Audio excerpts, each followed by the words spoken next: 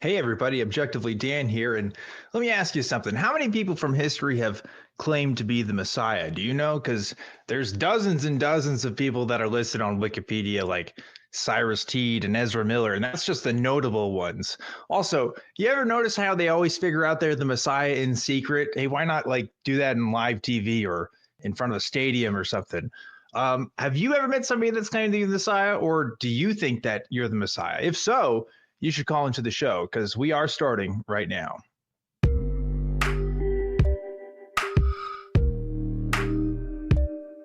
Hey folks, welcome back to another episode of Truth Wanted. I'm Objectively Dan. This is the live call-in show that happens every single week, Fridays at 7 p.m. Central Time, where we talk to people about what they believe and why. And if you'd like to call us, you can do that. The number is 512-991-9242, or you can call through your computer at tiny.cc/calltw. Truth Wanted is, of course, a product of the Atheist Community of Austin, a 501c3 nonprofit organization dedicated to the promotion of atheism, critical thinking, secular humanism, and the separation of religion and government. And every single week, I always have a special guest with me. This week is no different. It's Jimothy Jr. Jimmy Jr., welcome to the program.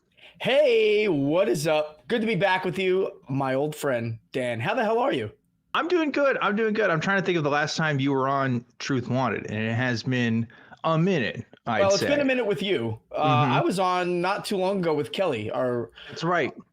Our wise old Kelly. Wise Kelly. Yeah. Who is not on the show today, but instead we actually have somebody else who is coming in as our backup host today. We'll introduce in just a second. But before we do that, we were talking about messiahs a little bit. At least I was talking about messiahs just to the camera, not really to you, but no, us a little bit before the show and stuff. And I like that Wikipedia keeps track of like the list of the most notable ones. Yeah. Because like, imagine like you're out there on that Messiah grind trying to get recognized. Yeah. And like, what do you gotta do? Like, what's the criteria? What do you got to do to get wikied, right? To be a Messiah? I guess just be in the news, right? Like you have to have an article or two written about you. That's not just like from a zine, you know? You've got to have a few followers at least. I mean, I don't know, 12, right? Maybe at least 12. Yeah. Can you do it without having any followers and still be on there? I don't know. I mean, what if the same way that most messiahs are told that they're the Messiah, what if somebody tells you you're going to be the Messiah, but you won't have any followers and everybody's going to hate you? I mean, could that be legitimate? Because we were looking up Cyrus Teed earlier. Yep. And Cyrus was told that his religion would have 10 million followers. So what if it's just like the way different approach? Like they were like, look, not you, not this time. No followers for you. Yeah. They're always they're like in the early stages of a startup that's going to be a scam, where it's like, here's our projected revenue, and this is why you need to buy in, because you're going to make like $1 million. In this case, you're going to go to heaven or whatever. You're going to have. Wait, hold on. You're not calling cults a scam, are you? Oh, well, I mean, it wouldn't be a good enough cult if it wasn't a scam, because how else do you get your money? Right. I think that's part of it. This is what I was saying earlier, because I think like running a cult would be kind of a fun thing to do, because you got a bunch of people that'll probably do stuff for you like for free, which I think is cool. And you probably have access to, again, like financial assets, maybe some land, right? You make some poor grandmother give up their family's plot for you, just so you can like, I don't know, do your cult business. Sounds like a good guy, Dan. You're a good guy, because my mind is going other places. Some of the ways that these cult leaders take advantage of people is absolutely horrible. And that's true. Not saying that I want to be one, but I'm just saying. What if okay, let me pitch this to you then. This is me pitching my cult to you, Jimmy, because let's have it. All right, because what's the one thing that every cult has a problem with? Okay, it's sex, right? It's always about sex. There's always some weird sexual stuff. Either some of them say they're free love or whatever, or they're just like super not chill about it, right? And it's like it's either one of those two extremes. What if ours is just like just whatever, man? just whatever. And like in the purest sense of that word, like we don't have a policy. You know what I mean? They always have a policy. We don't even have one. That's how free we are about it. What do you think of this? Well, what do I think of it? I think you and I are creating probably the shittiest cult that's ever listed. Oh, okay. No, because listen. So for you, it's about the sex. Like that's why you want to join the cult. It's not because we've already listed that the cult could maybe not have any followers, and now there's no sexual policy. I mean, we have got no credibility. We've got absolutely no credibility as a cult. You know? Okay, so you're saying because there's a lack of protections, you know, without the policy there. Yeah. Is that kind of yeah? Okay. I mean, if you know, we're not in the in crowd. You know, we're just the guys showing up being like, "Hey, we don't need to sleep with your entire village's women." You know, we're just saying. Yeah, we don't need to sleep with anybody. They're like, what the fuck is wrong with you? You're not a pervert? Yeah. No, we're disrupting the market. We're disrupting the cult market. Yeah, right. You know, like you need to be sick and twisted like us if you're going to be in. Yeah. Oh, man. Well, that's great. Well, you know, leave a comment below and tell us how we should run our own cult, I guess, because I guess I don't know what I'm doing when it comes to that. But you know, talking about cults, cults sometimes talk about heaven, and that's what our question last week was asking about. So I'm going to bring up our backup host today, Flabbergasted, who has made an appearance before and is appearing again. Flabbergasted, how are you? I'm doing great. Thank you so much for having me. And Flabbergasted, what was last week's question on our We Want the Truth segment? Hold on. We're not breezing past this. Flabbergasted is rocking traditional Renaissance garb, completely dressed for this occasion, and he looks fantastic. That's true. You should have like a feathered hat or something and like recite me some poetry. I was told that this is the appropriate attire for Dan's cult. For who? So I was for your cult.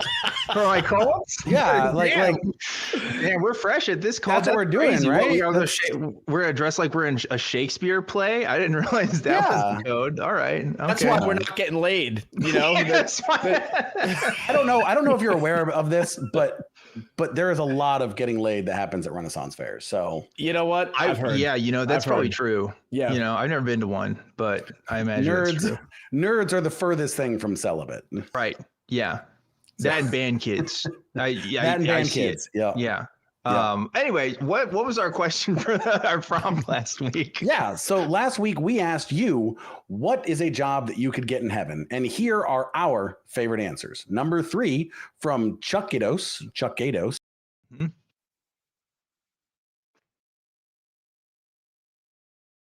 Socrates, so that newcomers who very good answer. Love that. That's making me wonder. Chuck Gatos, MVP. Like almost always on the top 3. Love him for that. But what's our next one? The number 2 is Anastasia. Their job in heaven would be a dry cleaner because someone has to keep all those robes white and starched. Okay. Yeah, that would be kind of distracting if you spilled something on there and everybody else is like wearing white and stuff, and it's like, what? You got to keep that cult. You got to keep that cult attire pristine. Yeah. What are they spilling? What do you think they're spilling on their white robes in heaven? Are they still drinking Jesus's blood? Maybe. Yeah. I guess is it wine at that point? I was thinking wine.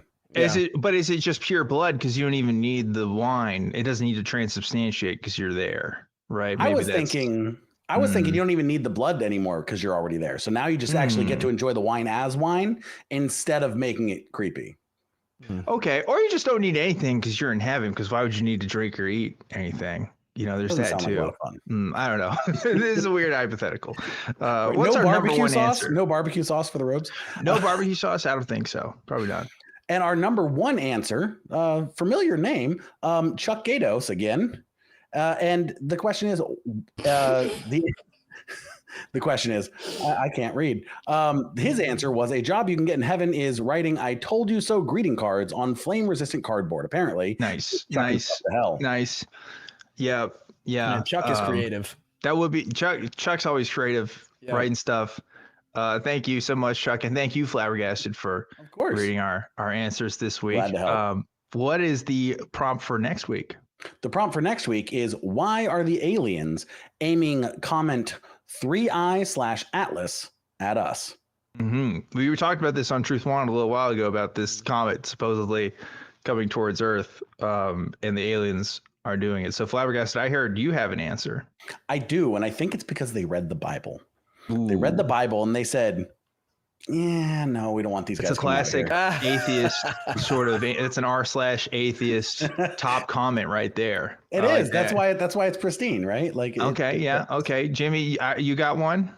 Well, I think I'm going to go with some of the scientists who have the hypothesis that this is actually an alien mothership coming straight at us. They're coming at us on accident. They made a wrong turn. Their navigation system is down. They're headed straight for the universe's bad neighborhood. And when they get here, we're going to kidnap them. We're going to take their wallets. We're going to do all types of shit. And that's why aliens don't typically come here. Okay. Yeah. All right. That makes sense. My answer was that they actually read Three Body Problem and were like, these guys are crazy. We need to stop them first before they get to us. So, maybe not as cool as your guys' answers, but hey, maybe the commenters can give even better answers to us. So leave a comment below and we will pick the top 3 for next week. Unless our internet goes out, we'll see you at the end of the show here, Flabbergasted. Enjoy being our backup for today. I'm looking forward to seeing what you guys talk about. Thanks so much. Yes. And now back to the program, folks. I have to remind you, this is a call-in show, which means we want to talk to you, folks at home. Again, the number for that, it's going to flash on screen in a second or be in the description of the video. Or you can call through your computer. We do have open lines right now, and we would love to talk to you because otherwise it's just going to be the Jimmy and Dan show, which isn't a bad idea for a show. But, just saying, it's not I don't think that's what the ACA would want.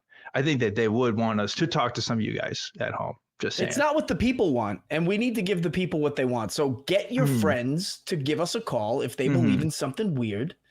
That would be great. I have to say, I need to take back my comment because Flabbergasted did a great job wearing and rocking that garb. And for me to suggest that people who rock garb the way that he does not get laid, that was just outlandish and completely, insensitive. Yeah, I'm pretty sure like William Shatner did wear like that exact outfit like in an episode of Star Trek, or maybe it was the other guy. I don't remember. Wasn't there one where they go back in time and they do Shakespeare stuff? I'm not a Star Trek guy. I don't know. I'm not sure, but would they do Shakespeare in the Star Trek universe? I think William Shatner wore that on like some kind of commercial or something. Probably. I'm channeling that vision now, and I think I can see it. Yeah. What we're saying is when you're a famous actor, you can wear anything and pretty much get away with it. Yeah. Right. But I mean, they had to have gotten on it the Renaissance times, right? Because now we're here.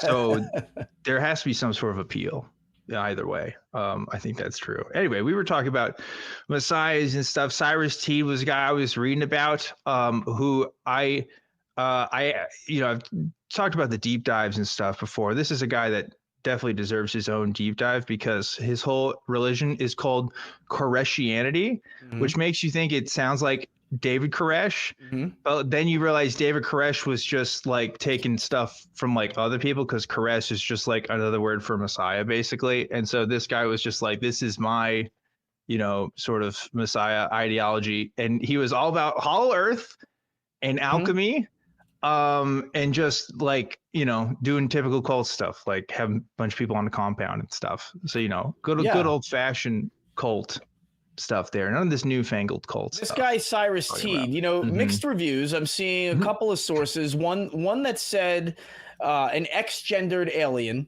half male, half female, came to him and told him he would be the Messiah. Then there's another one. Well, actually, I should mention to all the viewers that Cyrus Teed electrocuted himself and blacked out, and then had a visit from a half man, half woman, right? Which is awesome. Yeah, that's a cool one as far as angel visiting you stories is concerned. Best way to find out you're a Messiah. Electricity, electrocuting yourself, waking up, and now you're in charge Jimmy, of 10 million people. Did you know it's not electrocution because, and this is me doing fake nerd glasses. It's not electrocution because you're not dying from it. Okay. That's okay. Somebody will leave a comment if I don't say it. Yeah. Well, I appreciate you setting me on the right track. Right. It's really important.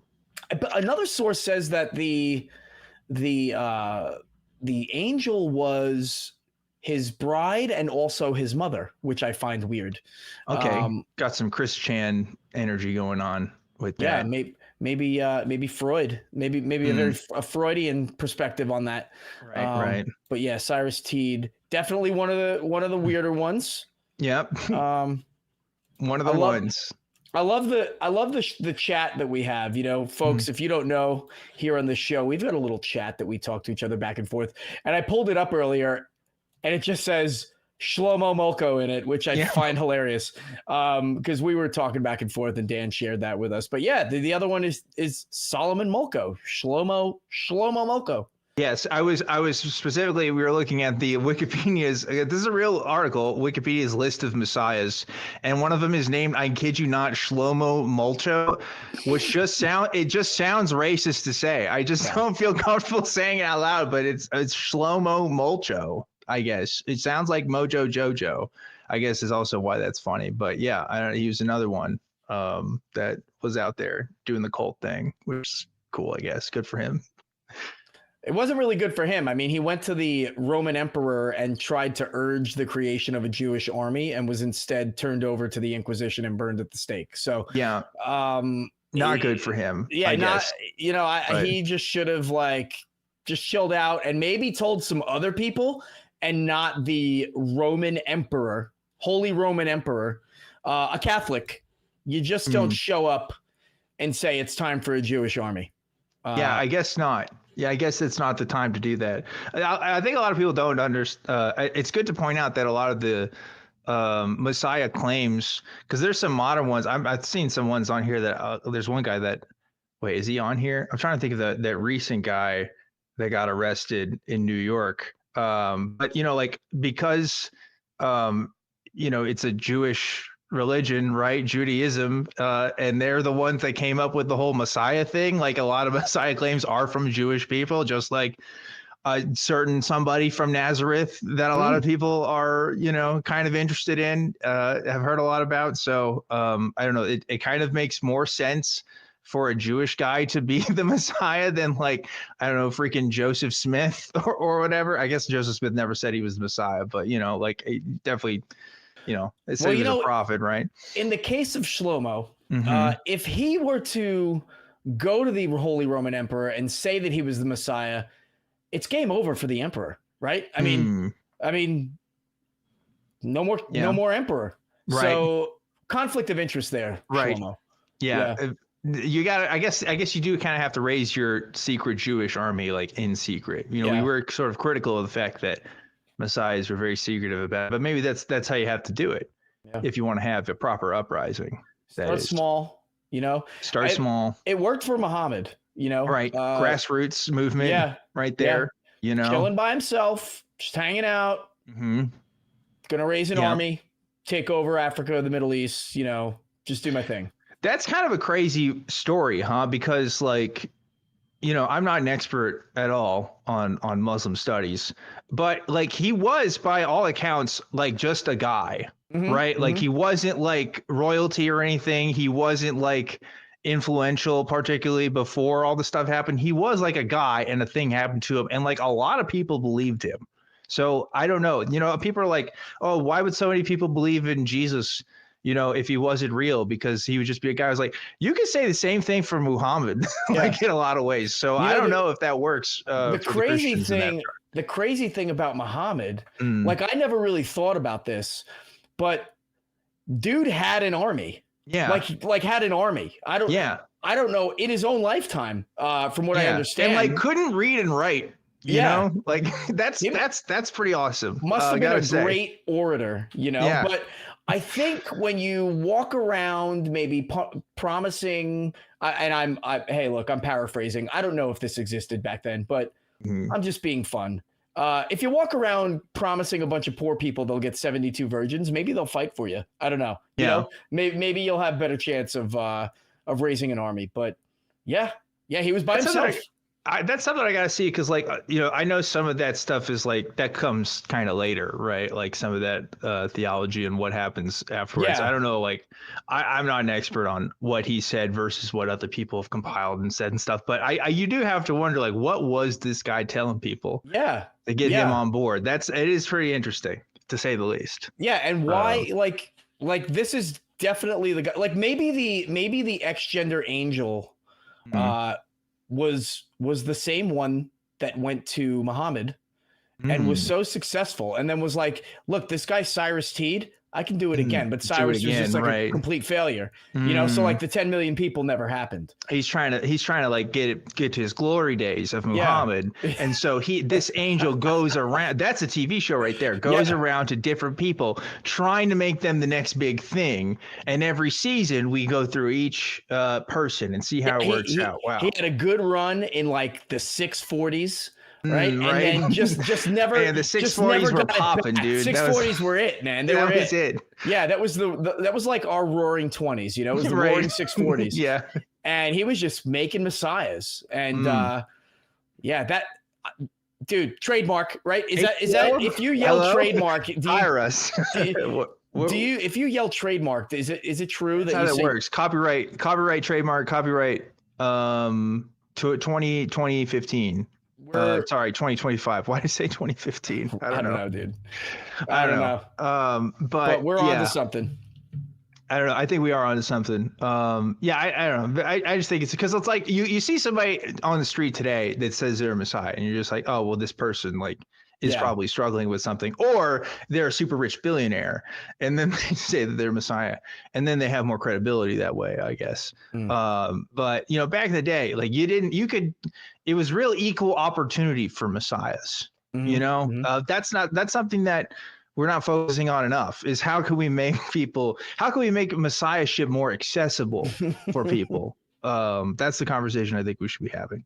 And my new cult is going to address this. We're going to figure out how we can make the common man a messiah. And all you have to do is come to this presentation and, buy some land in another part of the country. And you have to listen to a pitch about potentially owning a timeshare. Right. And we don't call them timeshares. We call them messiah shares. It's messiah times. I don't know. Something new. We'll figure it out. Messiah throne.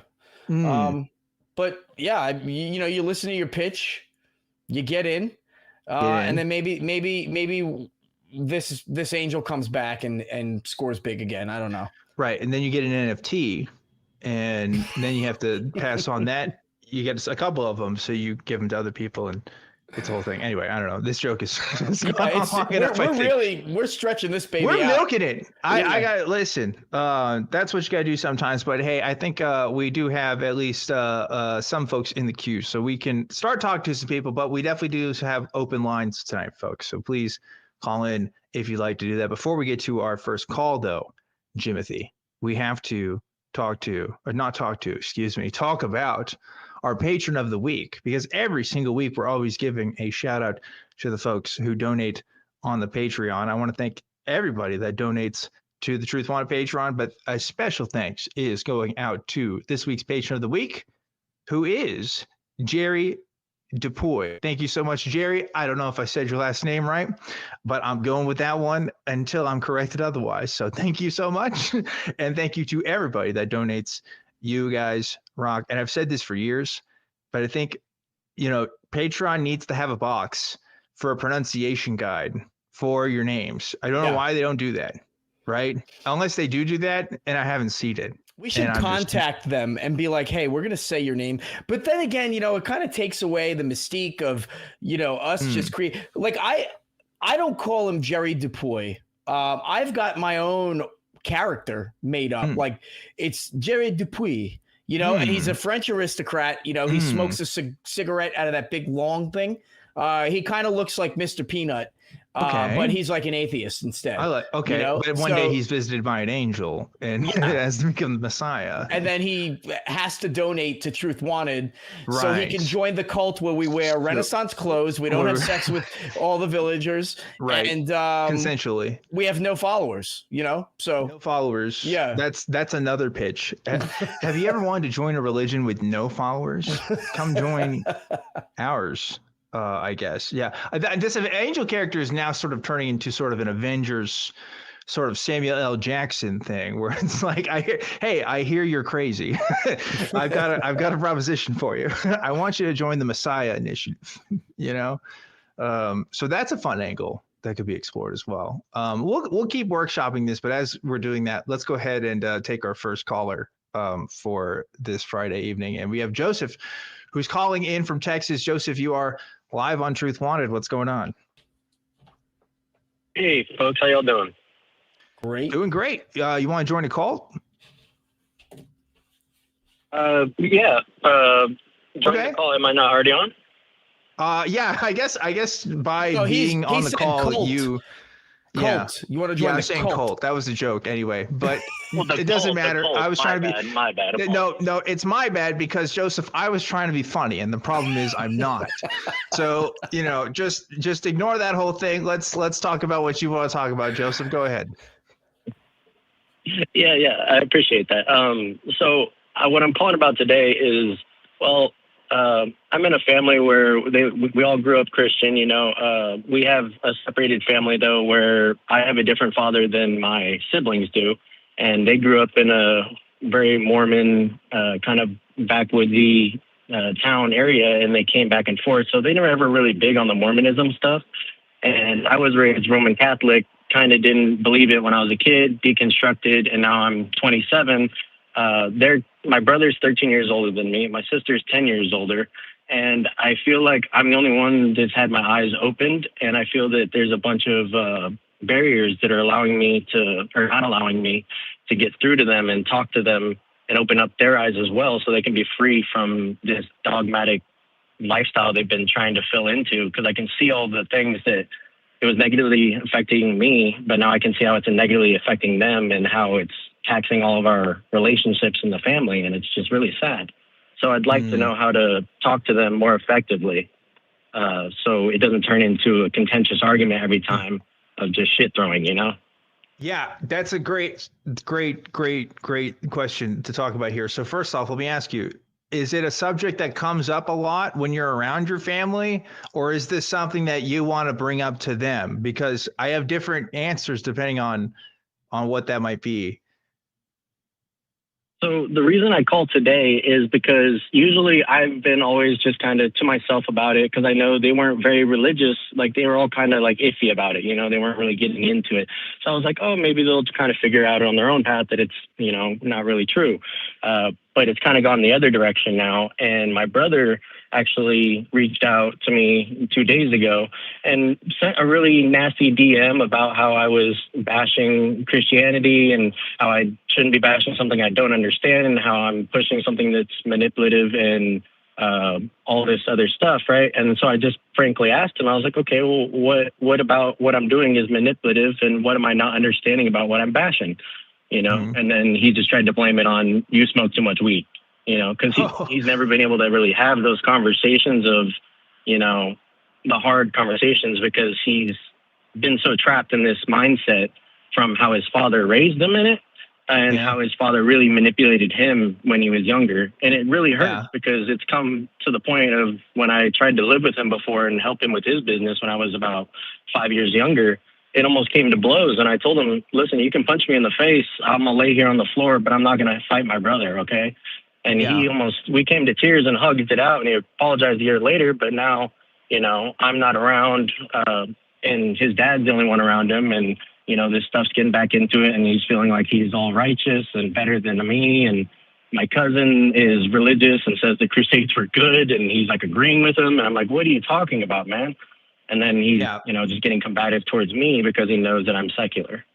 Yeah, this is the pressure that secular people have to deal with, right? And it's this like crazy idea that Christianity has brought on, which is like, oh, we're a secular nation and there's all these secular influences around us, and Christians are really the victims, right? Like Christians can't speak their mind and can't do these things. Meanwhile, how many churches are in this country? How many organized places of worship? How many, Christian media is out there? Yeah, there's a lot of secular media too, but it's like, yeah, no, Christians by and large are doing fine.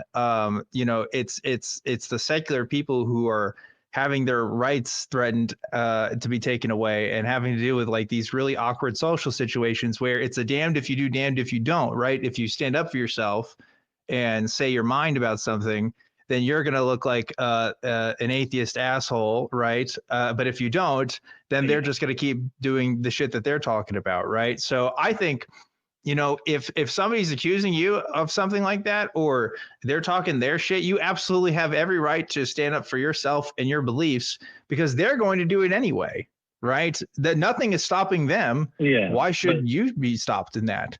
But if you want to bring that conversation to them and have them try to change their mind on stuff, that's a whole tricky can of worms. And I could talk more about that, but I want to hear Jimmy's thoughts on that too. Well, yeah, I want to reflect, but hold on, crew. Don't make me big yet. Don't give me the big screen. Okay. I appreciate that, but I actually want to hear what Joseph has to say, because I think I'm about to flip the script. Okay. Go So ahead, Joseph, then, Joseph. So I would say, no, I don't. I have never really brought it up to him because I knew that he was still kind of exploring it. It is not, it's literally in the last 2 days that he sent me, like in the DMs, that's fine. I understand. Like he was taking that first step to maybe like extend that olive branch so maybe we could start talking about it, right? But then he got very preachy and like, I know better than you and I'm your older brother. I'm going to tell you like how it is, right? And he's always kind of been like that. But the thing is, I don't want him to feel like he has to do that just to, feel righteous. I feel like he needs to open his eyes, like kind of how I opened mine, so he can be free of like all the things we grew up with and I see in him now. It's not even that, like, I don't care if he becomes secular at all. It just don't, buy all the crap and then say, oh yes, it's so true, just because it makes you feel good. Because I feel that's the path that he's going down, because right now he's kind of lost. So I'm so glad that you said a few things there, because I wanted to make sure. I had a couple of questions I wanted to ask you. And one of them was, why did the brother text you to tell you that you are, being disrespectful to him, but you insist that you don't really bring it up to them or him that often, right? But then again, no. You're saying like you just want them to open their eyes the same way you did. And my question to you is, why? And just humor me, right? I know I seem like I'm going on the attack here, but why do you think it's your job to convince them that they need to open their eyes? Maybe you can just not say anything to them. And I'm kind of just questioning that whole dynamic about how these conversations are starting. And then, Joseph, forgive me, but I'm going to encourage you to take a step back from your own bias of your own side of the story and really ask yourself, are you 100% innocent in this? Is your brother just texting you and being forceful with you, or are you also instigating this beef with him? No. So I wasn't, he messaged me because I have a cousin, like I said, that's a very loud car just went by. I have a cousin who's very religious and he posts a bunch of things on Instagram, right? But I also go on Instagram and I'll debate back and forth. My bio and Instagram is, if we disagree, let's talk. Maybe we'll learn something, right? So he just has seen me interacting with other Christians and saying, well, no, that's not actually true, and you sharing a lot of the things that I've learned from y'all's show, especially from, I think his name is Justin, the Bible scholar. He has great stuff. And I just shared those things, and he sees it as me bashing, when really I'm just trying to give a different perspective, because I felt like once I was deconstructed, that it would be helpful for me to be another voice out there, just to be like, hey, this is something to think about. And Yeah. he literally just saw those other posts and then said, hey, I've seen you commenting on these things and, you know, all that other stuff that I told you at the beginning.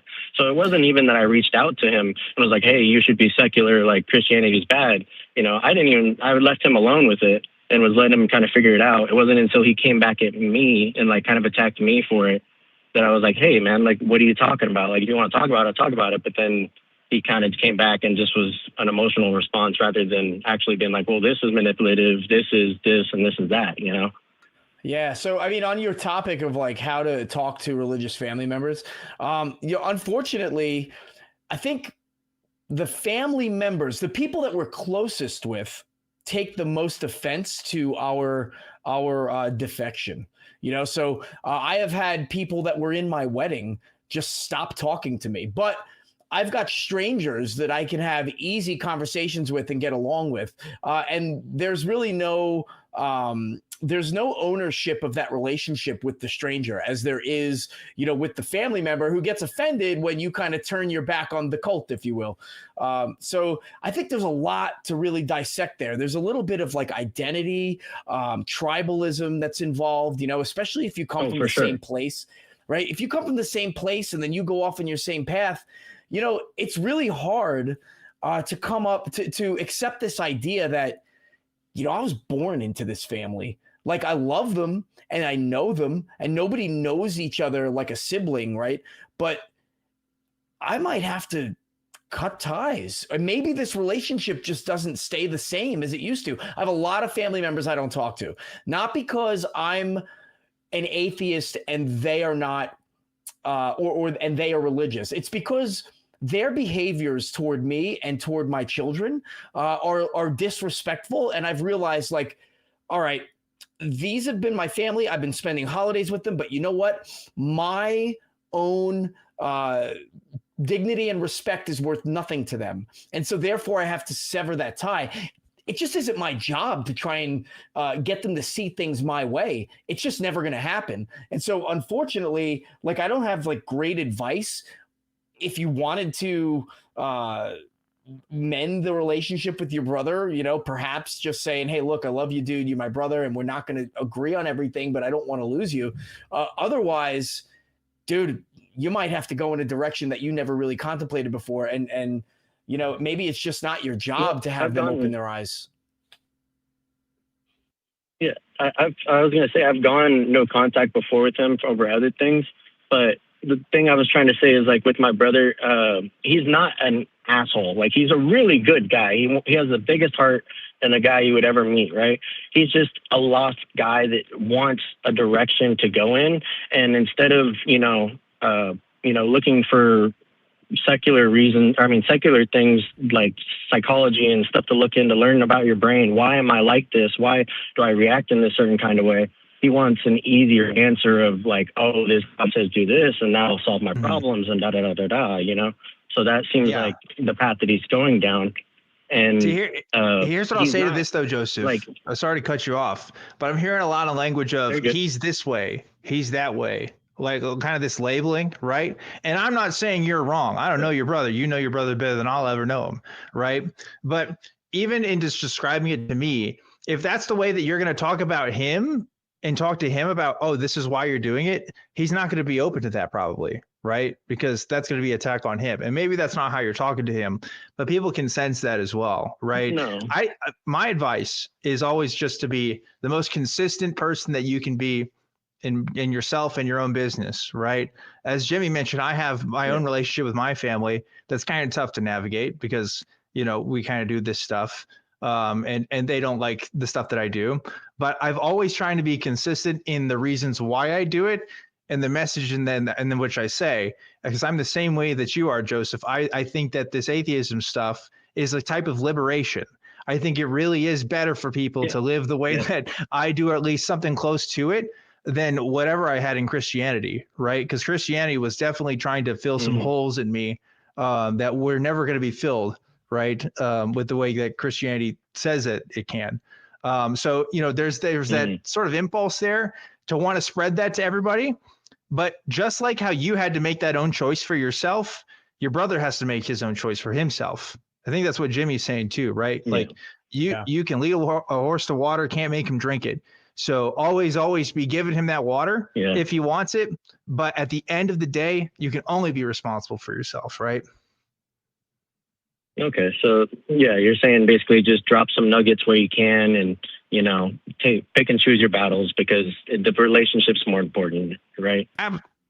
Whether the relationship is more important, that's up to you. Some people, they decide it's not more important, right? Like, and I think that's a big deal, because as Christians, right, we're kind of taught you need to love everybody, kind of no matter what. Sometimes like family's important no matter what.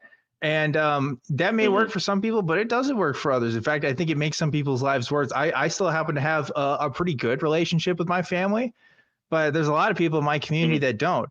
And they had to make that change for themselves because it wasn't healthy for them. So, you're just a little bit younger than me, right? You're 27. You're definitely at that age, just like I am, where it's like, okay, you're becoming your own person. If you're not already, which I'm sure you are, where it's like you got to establish these relationships as an adult. You don't have to have a good relationship with your brother anymore. It's not a requirement, but if it can be, that's great. But if this is going to be a problem, then that's something that he's got to figure out with you. That's what it sounds like, if he has that problem with you. But, you can't make him. That's the thing at the end of the day. That does sound like the healthiest route. Yeah, it does. If I could, I wanted to thank y'all as well for one thing, if I have a little extra time. Absolutely. Go ahead. I have another point I want to make too. Oh, yeah. Go ahead, Jimmy. Joseph, did you want to get that off your chest now, or you want me to continue?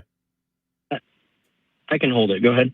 Okay. So listen, I think it's funny because Dan was saying, I think the best route is for you to just be consistent with who you are. And you heard, okay, so what you're saying is I drop some nuggets when I can. No, nobody is telling you that you have to drop any nuggets. Yeah. Like the thing is, you just be who you are, and you be successful, and you be kind, and you be happy, right? And your perception and your lifestyle will sort itself out with your family, right? So, for example, I probably have a lot of family members that thought, and I hope not, but maybe hoped that when I lost my faith, my life would go downhill. But it's actually gotten so much better. Way better. And I almost said orders of magnitude, but I don't really do math, so I don't even know what that really means. But, my life has improved so much. And you know what would be weird? Like, if something terrible were to happen to me, some of those people would be like, well, see what happens when you lose your faith? I don't get caught up in all that. I just do me, man. I do me. I don't drop the nuggets. Unless it's given to me, like if somebody's like, oh, well, that's why you need to go to church, then we could have a discussion. Otherwise, hey, look at me, look at my family, look at how well I'm doing. Like, I feel good. I'm a nice guy. I get along with people. And if that's not good enough for you, I don't know what is, but I'm not going to drop nuggets on them. Does that make sense? And I think, I'm worried that you're kind of mishearing it, and you're a little just caught up on the fact that, like, you do need to open their eyes. Yeah, you're 100% correct. I do feel a responsibility because, like you said, when you get your eyes opened, you feel like you need to share it. Kind of just like when a religious person becomes religious, they want to share it with everybody. It was exactly the same feeling. But by nuggets, I kind of meant like if he reaches out and like tries to poke at something, like recently in one of those recent messages, he tried to say that the morality system from Christianity is so good. So I just dropped some nuggets of like a couple quotes in there that was like, these don't seem very moral, they're not really the greatest. And so that's more of what I meant, not like reaching out and like giving like a daily nugget or anything like that. Just when he reaches out, drop one on him and leave it at that. That's a good thing. Go ahead. Enough. No, just one more thing on that. Like, fair, right? What you're saying, valid. But sometimes, man, like, you don't even need to respond. I'll tell you what. I have a funny story. Okay. This really happened the other day. Good friend of mine a guy that I'm in the military, but earlier in my years, I had a guy that I deployed with, and we worked well together. We were workout partners. I went and visited him a few times, and we had a good relationship. Well, he like went way off, like super religious, and I knew he was religious back then, and I was an atheist back then. But we got along great, and it wasn't an issue. I haven't talked to this guy in 2 years. Okay, after we had an issue where he was saying things on Facebook and stuff to me. And I'm like, hey dude, I'm just gonna bounce. And I cut him out. I didn't talk to him. And he got back to me and he said, hey, look, I want to apologize for being a bad friend. And I say, hey, look, you're not a bad friend, man. We're not mixing well, man. Like when we interact, it's not a happy interaction anymore. And so he said, you're right. I'm sorry, blah, blah, blah. All right. So that all happened. And it happened again. Right? Like posts and things that I didn't like. I'm like, I can't do this. So he messaged me 2 weeks ago, and sent me a clip of Jordan Peterson, which I sent a laughing emoji at because the first 5 seconds of the video was, this is how I take down an atheistic argument, which there is no atheistic argument. There's not a such thing. It doesn't even make sense. So I just put a laughing emoji, and he goes, my friend says, hey man, don't hate us, bro. We're just humans. And I'm like, hey, isn't this ass backwards? Like, I was living my life, minding my own business. I haven't talked to you in 2 years. You drop a video on me and then tell me not to hate you. I'm a good man. What hateful things have I done? How do I hate people? Please explain to me. And he's like, again, you know what? You're right, man. I just miss you. And I haven't said anything. I'm like, look, I can't keep going through this cycle where you reminisce on the old days when we liked each other, but then you constantly trying to proselytize me.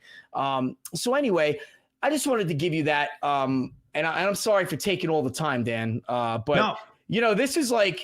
This is convenient for me to share because, this really happened. I haven't talked to anybody about it. So Joseph, thank you for listening.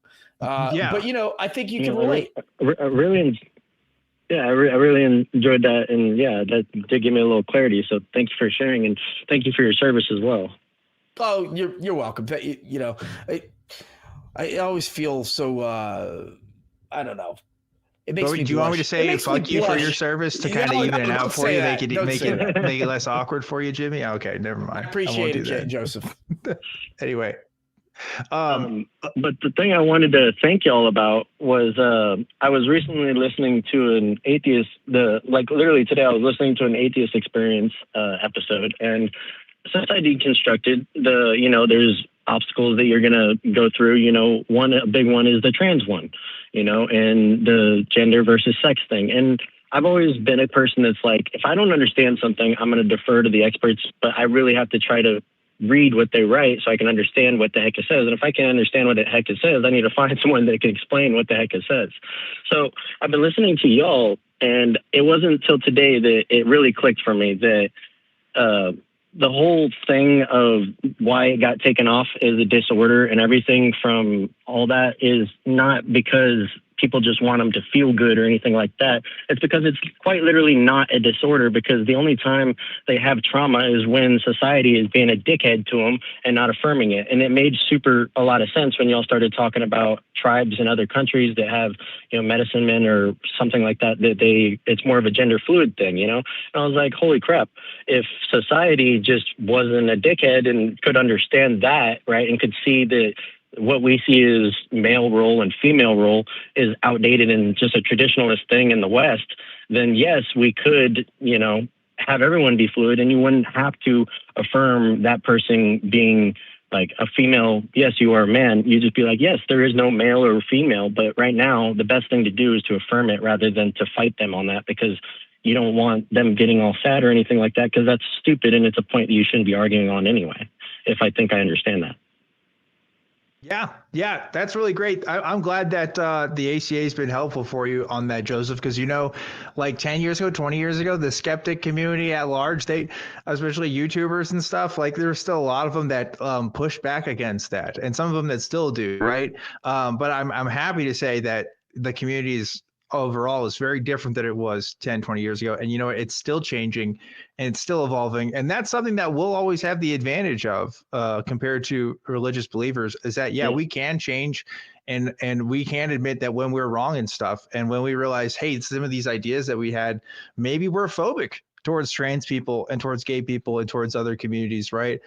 We can like admit that and learn from our mistakes and move on. So good for you for you know, having that realization for yourself.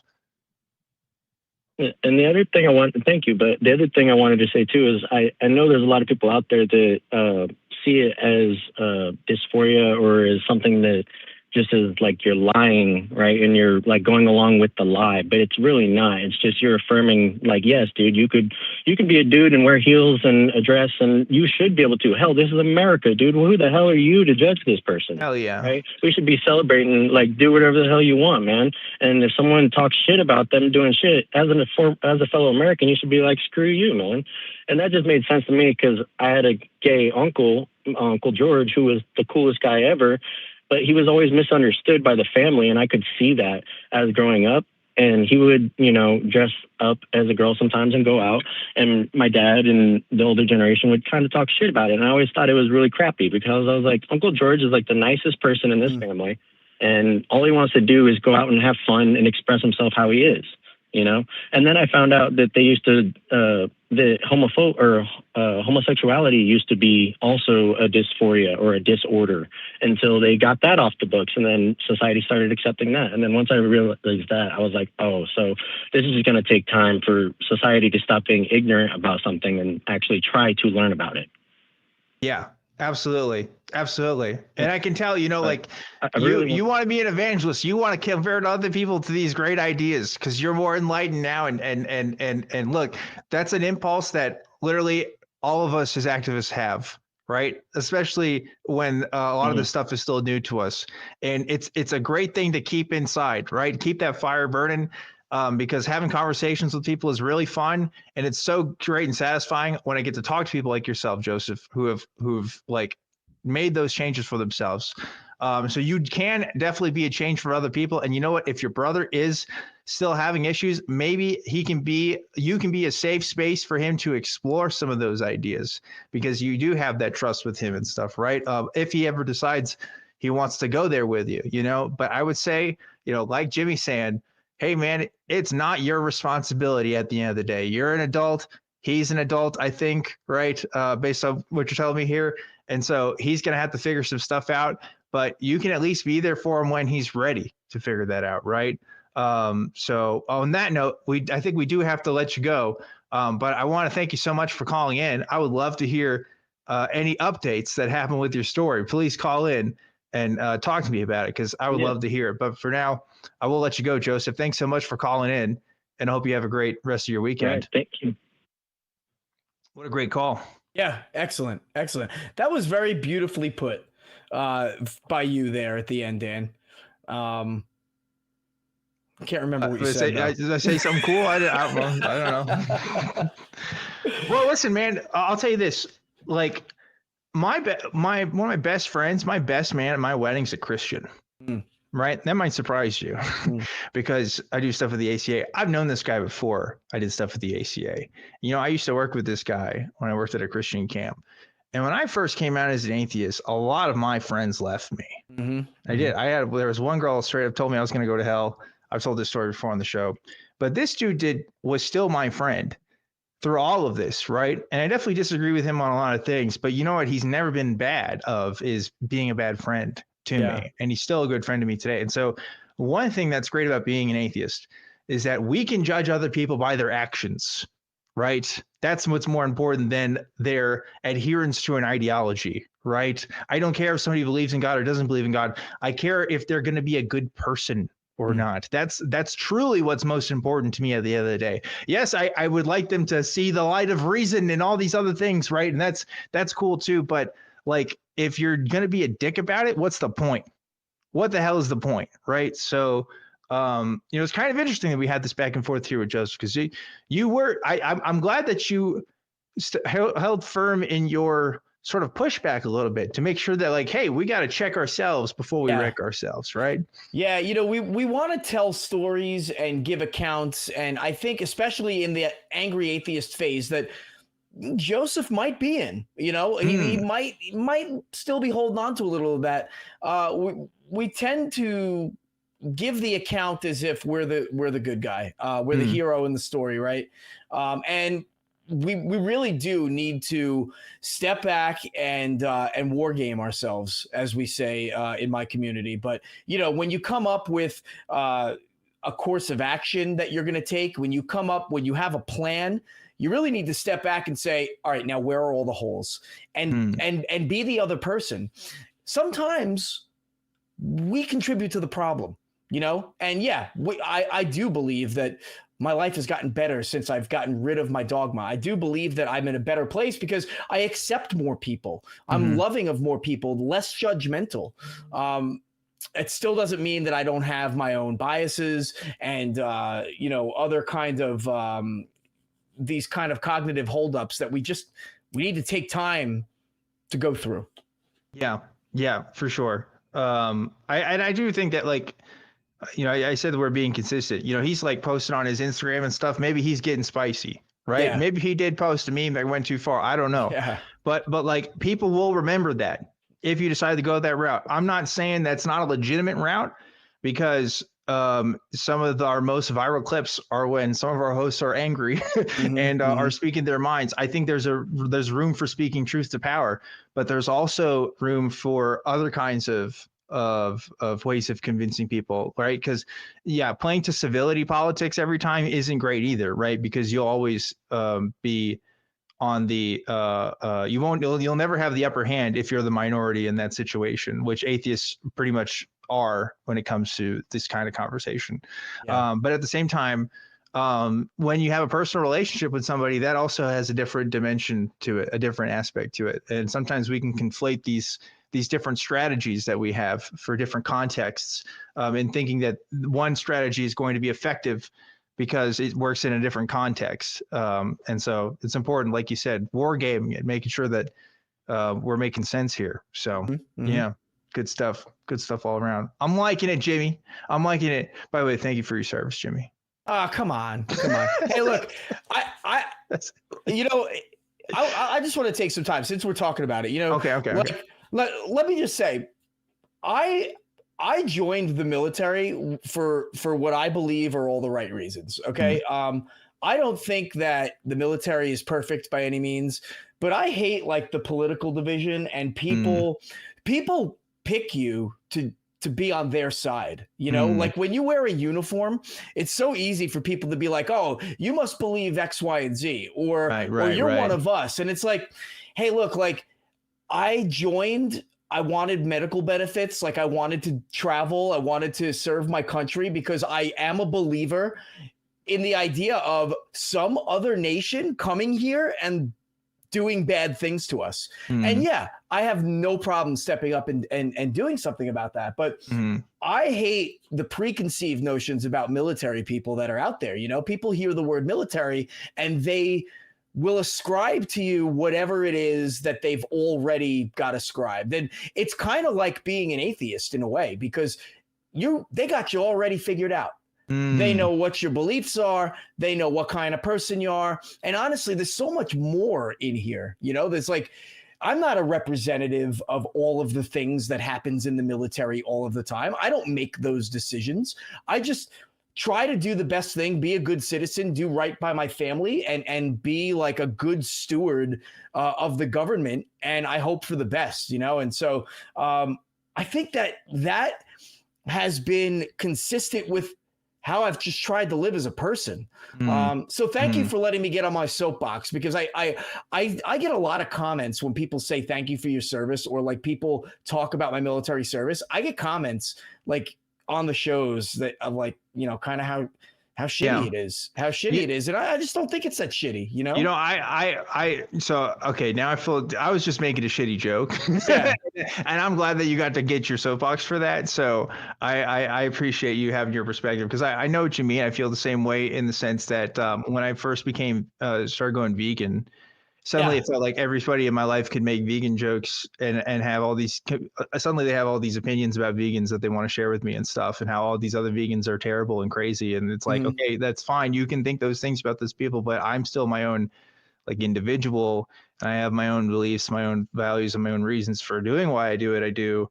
And it's, you know, you're still thinking in stereotypes, even if you have a friend that is a certain way and you think you can joke with them, like you can still be a victim of that. So it is frustrating and uncomfortable. So I can relate with you on that point.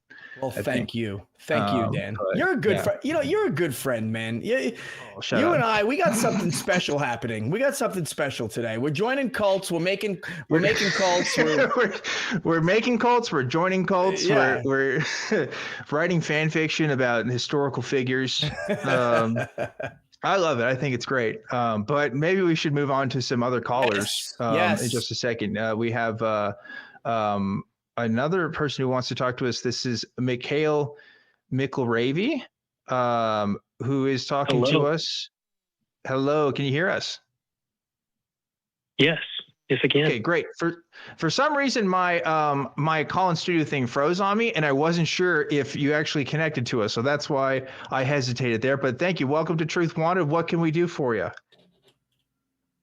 So, I found out about you. Hello, you still there? Oh, let's try that again. I think it went back to the queue. Okay, you should be able to hear you now. Go ahead. All right, awesome. So there we go. I lead a Bible study at my school, and with that, I get a lot of questions about apologetics, right? Proving what I believe in. But at the same time, I still have people sending me things, and that's actually how I found out about this call-in studio, because they thought they should call in. And hell yeah, I love that. By the way, thanks for calling in. Appreciate it. You don't have to do that, but absolutely. You did, and that's awesome for us. So thank you. Yeah. I think it's good to investigate other worldviews, and even if people don't believe in it, I think it's still important to figure out what other people are thinking, you know? So my sort of argument that I want to start with is that the Bible is true and reliable, which makes the likelihood of there being a God, a higher power, which I believe is the God of the Bible, to be true. That's the argument that I'd like to present respectfully. Okay. So I think if your premises are true, then your argument is sound, right? That like if the Bible was reliable and what it says to be in there, the claims it makes are true, then there should be a higher probability of like the Christian God being a thing. I would agree with you there. I think Jimmy would think the same way.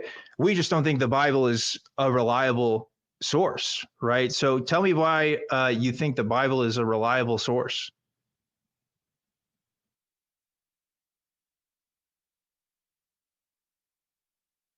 Oh, hello, you still there? Oh man, okay, we're having a little bit of issues. Looks like call got terminated. Mikhail, if you're still watching the program and you know want to talk to us, you definitely still can. You can get back in the queue and we'll talk to you. Not sure what's going on. I think it's something on our end, possibly because I was seeing some weird stuff there. But right now our lines are open. So I guess I'm going back to you, Jimmy, on just random messiahs. No, random stuff. I want to pick that apart. I mean, okay. What's his name? Mikhail got us going here. So, you know, is the Bible true and reliable? Right. Yeah. And so the Bible is what true. Do you think? Do you think his argument is sound, that if the Bible like is true, then like we should believe in God, like, you know, things it's such a sweeping statement, like, because there are true things in the Bible. Could you rely on the Bible for certain things? I'm not sure what, but if we're connecting reliability to truth, there's got to be some things in the Bible that I can rely on. For example, geography, right? Yeah. Certain types of history. Sure. certain concepts that I can reliably open the Bible and expect to see, and maybe get a better understanding of. If I were to take some of the cultures, some of the characteristics of the people and the villages and the towns, might I get a better understanding of Middle Eastern culture, of the Bronze Age, there are things that I can find in there that I can rely upon it. And, knowing when these chapters were written, maybe who wrote them, we although that's largely kind of impossible to determine, but maybe where they might have come from, or what kind of person, what kind of time frame it came from. We could reliably make some assumptions about the world in which the Bible existed when it was created. But Yahweh, okay? Yahweh is real, therefore Yahweh is true. There's a lot of baggage that comes with Yahweh that I don't think people really understand. Like, people will dedicate their lives, and often they say they do, but they don't ever really read the Bible. But they'll say they dedicate their lives. They've read the Bible. I understand the Bible. But did you read the other things that came before the Bible that the Bible borrowed from? Do you understand where Yahweh might have come from? That there was a dichotomy between the God Yahweh and some of the other, another God that was almost exactly like Yahweh. There is some conflicts there that you really have to get through. And I think our guy is back. So maybe he can expand on how the Bible is true and reliable. Okay, yeah, let's get back to Mikhail. Mikhail, can you hear us? Yes, I can. Okay, great. Not sure what happened there, but we got you back on the stream here. So go ahead. Yeah, we want to know about the Bible being reliable. Why do we think that the Bible is reliable? Yeah, so my argument that the Bible is true, right?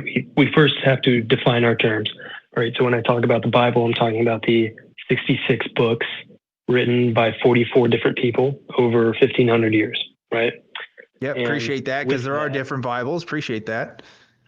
Yes, yeah. And then with that, we also need to define what we're talking about when we say truth. So the definition of truth that I'd like to use is it's in accordance with reality. Can we agree on that? Yeah, I'm totally fine with that.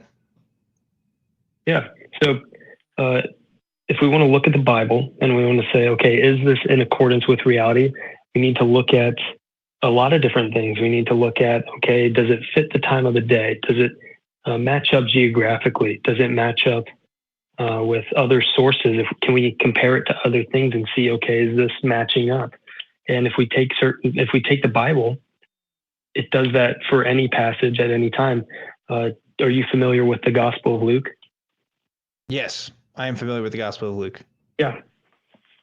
So the Gospel of Luke in chapter 3, you don't mind if I read it just a small snippet here real quick? If you feel it's relevant, yeah. Yeah.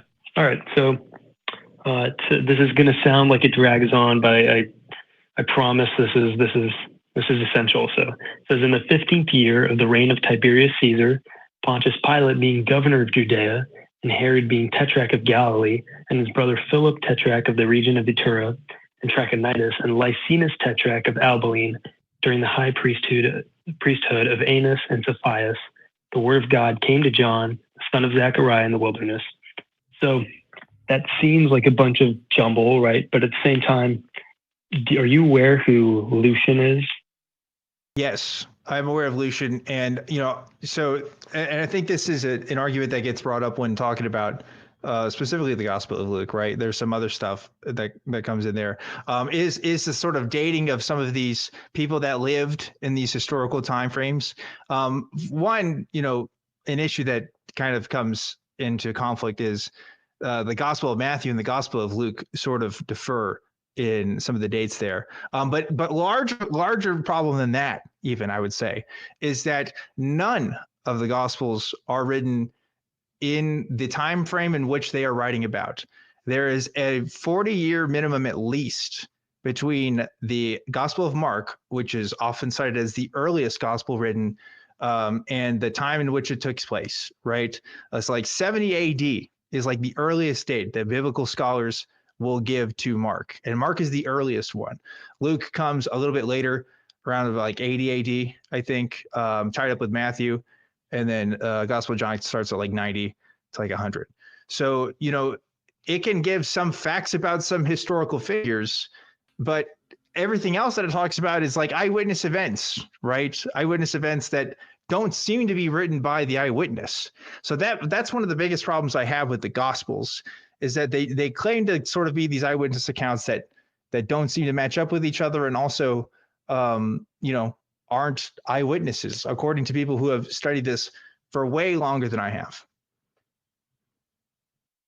Yeah, so that first part that you mentioned there, can you repeat that? What was the first?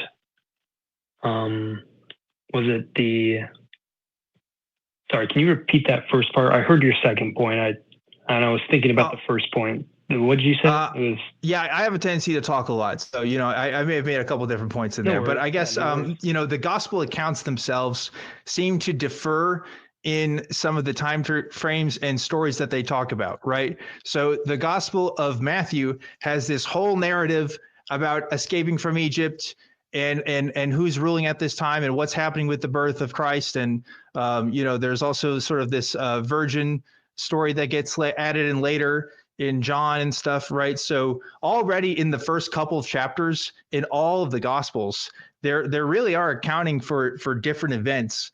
Sometimes using the same people, but sometimes talking about different people as well.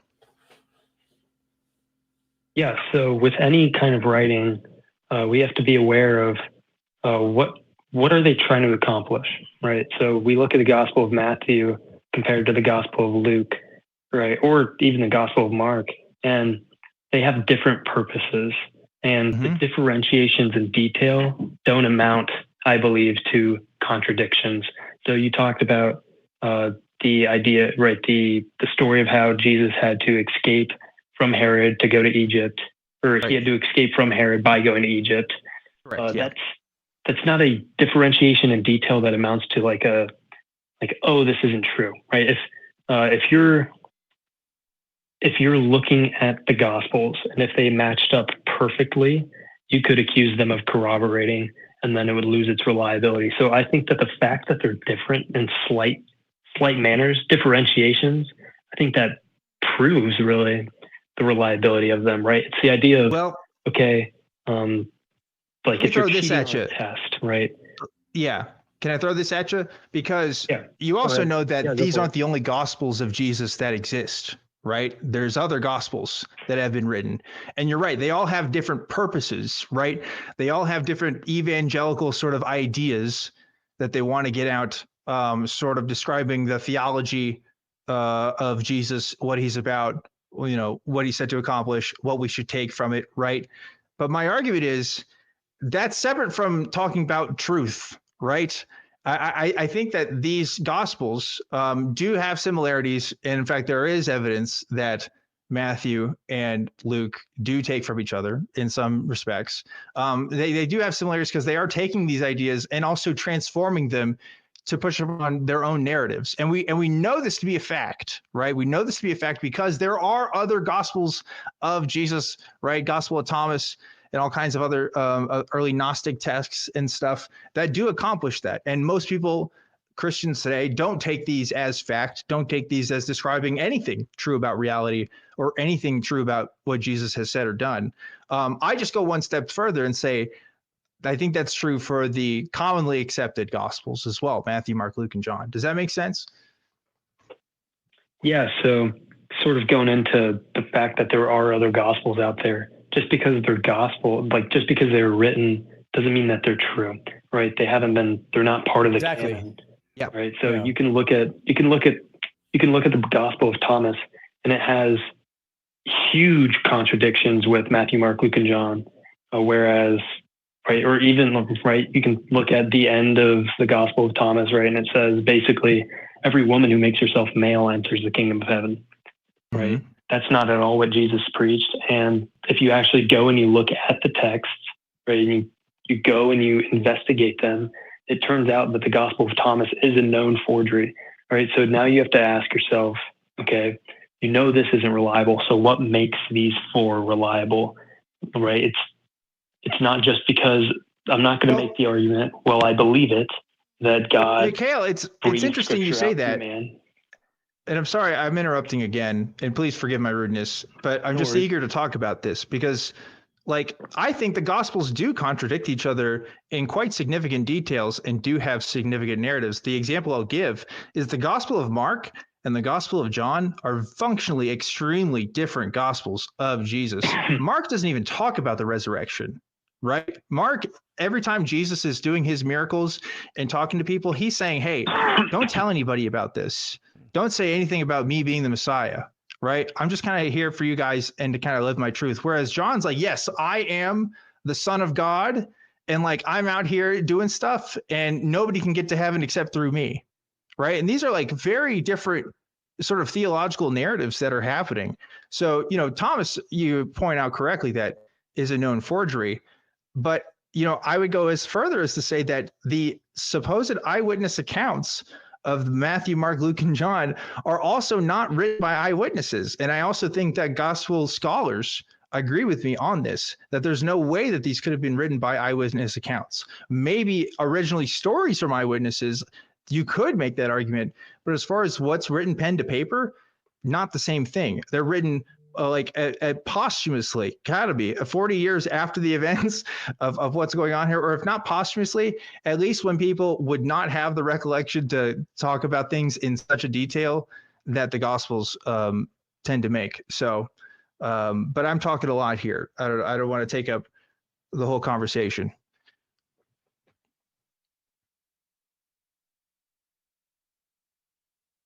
Mikhail, are you here? Yep. Sorry about that. So, yeah, go ahead.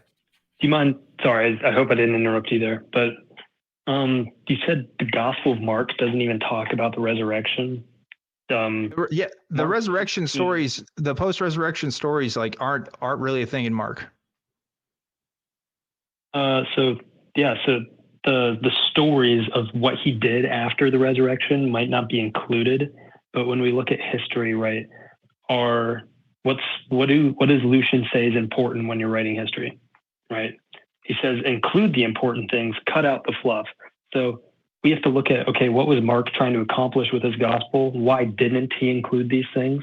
That doesn't amount to a contradiction, and it doesn't amount to the fact that the Bible, like the Gospels are different, right? Was Mark trying to accomplish the same things as Matthew was? No, Matthew was trying to show that Jesus was going to be a new David and a new Moses, right? That's why the genealogies look different as well, because in order to understand the Bible, you also have to understand the language. And when we look at the language and we look at the fact that Matthew was trying to display Jesus as a new David, so every Hebrew name has a number associated with it. And David's number was 14. And when you line up and you look at the text of the genealogies in Matthew, they line up to 3 rows of 14. So if you were Hebrew reading that at the time, you would be like, oh, Jesus, David, right? They would be associated with one another. Matthew would have been trying to show, okay, Jesus is the new David, and Hebrew would have understood that. Would they have called him Jesus? I mean, his name was not his name. You're saying Jesus. Are you talking about like the original translation of Jesus' name, would that have lined up with David, or is it just so happened that the Europeanization of the name of Jesus ends up lining up with David? Well, I mean, he's talking about the genealogies, right? There's a genealogies in both that have different lines of succession.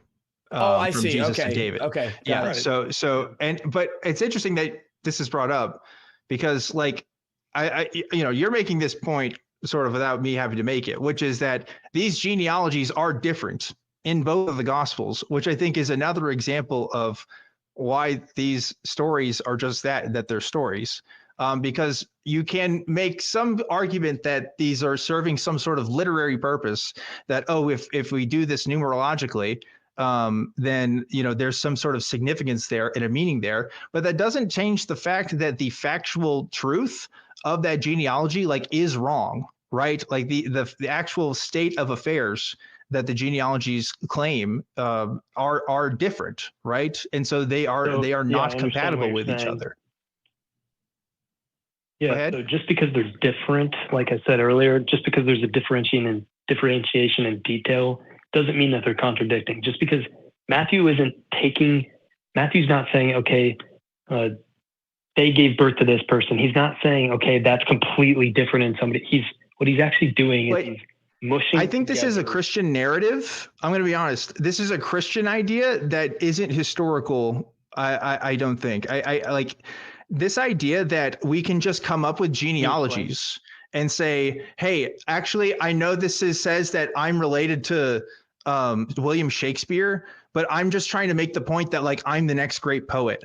Like, you know, maybe that worked for the Jewish people at the time. That still doesn't mean that it's right? That's still just a narrative that's being given out there, right? And that's what seems to be done when linking Jesus to David in this way, and why I'm extremely skeptical of it.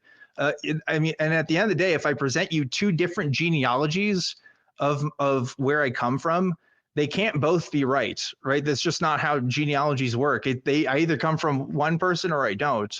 And you know, the text is very clear on the narrative that it's trying to make here. I think you're right. I think those authors are trying to make a sort of literary connection there, but that also means we can't trust it as a reality, right? I wouldn't be so quick to say that, because if you study Hebrew and you study the culture of the day, you'll know that was pretty common, and it was pretty common in other cultures at that time as well. They're not playing loose and fast with the data, but what they're doing is they're not completely contradicting each other. Like I said, Matthew he's mushing together lines of people. He's not taking them out. He's not putting different ones in, but what he's doing is he might be cutting something out that's not important if he's trying to make a detail. And if you study Hebrew, you study that culture, you'll know that that's true. So the fact that I'm sorry. Let me step in before I get a little too lost, because I'm and I admit I'm not quite sure what's going on here. So I thought before you were trying to make like some kind of literary connection, but it was some kind of chronological connection. But what is it about the Hebrew culture that makes so we're getting off, like I feel like we've deviated quite a bit, because you said the Bible is true and reliable. Yeah, I agree. Mm-hmm. And now you're kind of cherry picking the idea of the Gospels, right? And saying that the Hebrew culture, understanding the Hebrew culture of around the turn of the millennium, would lead you to believe that the Bible is true. And you know, forgive me, I'm not a Bible scholar. I just need some clarification before I can continue. I'll play defense here, Jimmy, because this is a Christian apologetic that gets brought up when we talk about contradictions in the Bible. Yeah. Right. He was preemptively bringing up the idea that genealogies are different, because that's a common criticism that gets brought up, and he's defending that these facts in genealogy being different are not necessarily an indication of the Bible not being reliable. So I think that's what Mikhail was trying to do here, and preemptively bringing up that fact. He wasn't necessarily hinging his entire belief in the Gospels. Okay. Yeah, go ahead.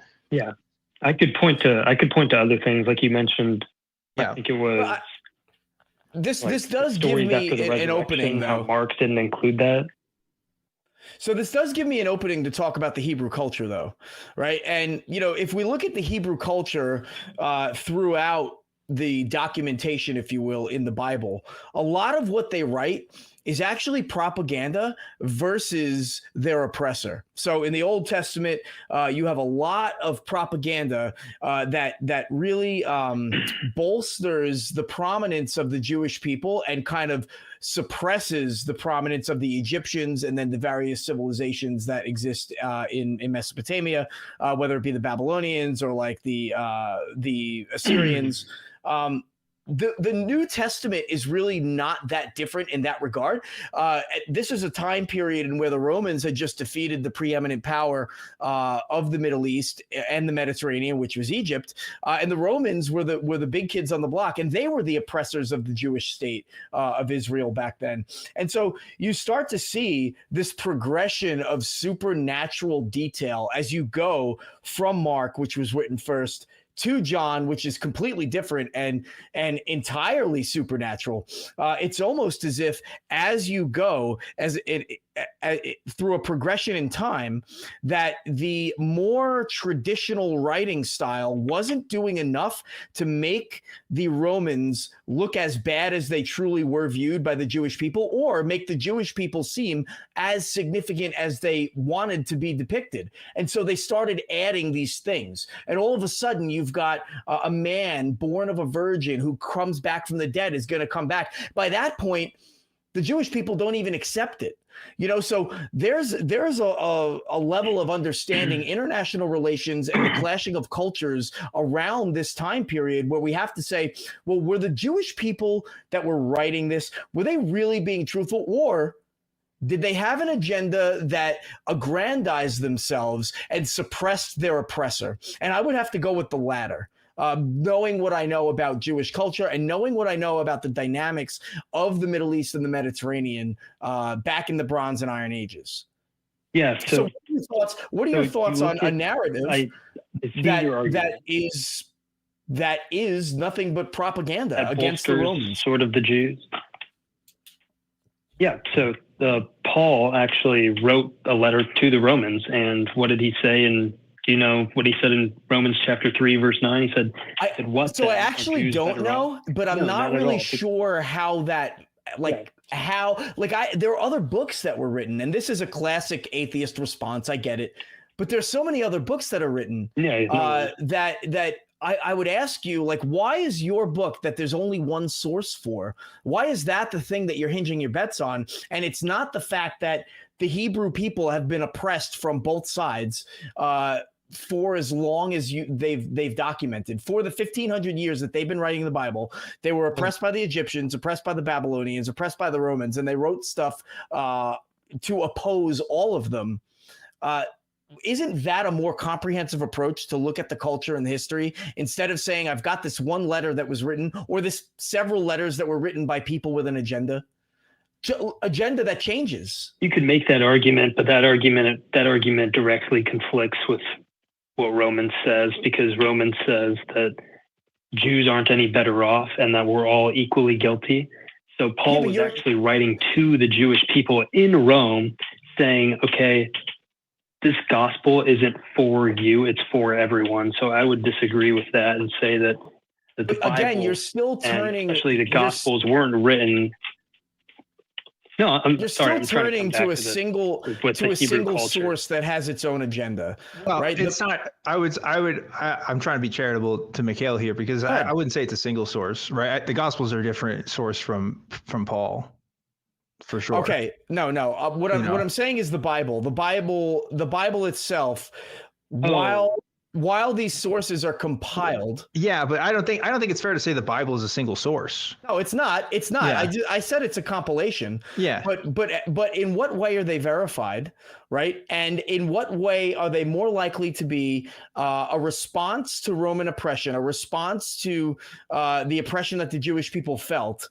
Why is that not the more likely scenario? Why are we now cherry picking these stories whose authors can't be verified and that don't have any corroborating sources? Can I refine your argument, Jimmy? Because I think I concur with you.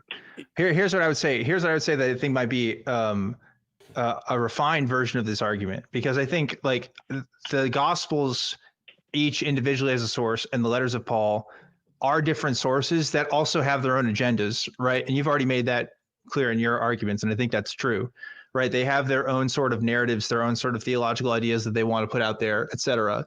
And so I get this idea, yeah, they're talking about different things. They want to put their own ideas. That still doesn't make me know that it's true, right? At the end of the day, because, there already are other Gospels, other books, books that people would call biblical, or at least are about Jesus, that didn't make it to the Bible for one reason or another. I'm not more convinced that the Gospels or the letters of Paul are something that we should take any more seriously than any other writings about any other Messiah at any other given point in time, right? I would disagree with that, because I would say that, right, the Bible it's not just a book, and it's not just like you can't compare the Bible Harry Potter and cross references. The Bible has 66,000 cross references. Sure. Well, I don't think it's completely fiction in the sense that like Harry Potter is completely fiction, right? So that makes sense to me, right? But like that doesn't mean that it's all true. Like we were talking about Cyrus Teed earlier, who has his own followers who believe that he was the Messiah and had his own sort of Messiah story, and other people talked about it and believe it. I just think the Gospels are just that. There's somebody that followed a guy named Jesus a long time ago and wrote about him, in the same way that cult people today would write about their leader, right? So I have a hard time disambiguating the Bible as different in that sense from any other sort of follower to cult leader narrative, right? Yeah. So the Bible isn't, or especially with the Gospels weren't just written by, like, you can't just look at those and say, okay, they were written 40 years after. But if you compare the strategies that they were using in their writing to historians of the day, it's clear that they're making it reliable. They're proving it. They're saying, here are the sources. Here, go talk to these people. This is who was alive at the time. This is how long they ruled. It was during this time period in these places. If you look at the details of the gospel, then it's pretty clear that they line up with reality. And that's what we went back to, right? With the idea of, okay, what is truth? It's in accordance with reality. You can take any part of the Bible, take it out of context. Okay, it doesn't make sense. Put it in context, and it turns out that it's true. And you can look at it, and it's historically reliable as well. So you're saying, Mikhail, that if we found another contemporary source with that of the Gospels that said, hey, here's another guy in Australia, for example, that wrote in the same way that the Aborigine people would write about history at the time, about a guy who rose from the dead and who performed these miracles, right? Because it's concurrent with the methods used by other historians at the time, that must mean we have to believe the stories of this person being the Messiah are true? That's an interesting argument, but the problem is you could say that about Julius Caesar, right? You could say, okay, are we to believe Julius Caesar was true? But like, there's statues of him. But the problem is, problem is I don't have issues with the claims of Julius Caesar existing in the same way I don't have claims about Jesus existing. It's about the things that he did, right? That's the bigger thing. And the fact that we have coins of Julius Caesar means that we know that he did at least something for their history, right? Like he was at least important enough in that way. The problem is we don't have the same sort of evidence that we do for Jesus or the various things that he accomplished. Really? Because we have 4 Gospels and we have a New Testament written all about him and what he did and what it means. Okay. Do you know how many books there are in the Quran? Like, do you know how many chapters there are? Speaking of the Prophet Muhammad, it's very comparable. In fact, it's even greater than what the 4 Gospels have. I'll tell you that. Like, other people have religious writings about their leaders. Yeah. Joseph, not Joseph, excuse me, Mikhail. I'm sorry. I called you the name of the like predating Jesus for thousands of years. We are still uncovering pillars, walls, monuments with the names of gods that existed for twice the time that Jesus has been around. And, they've been corroborated over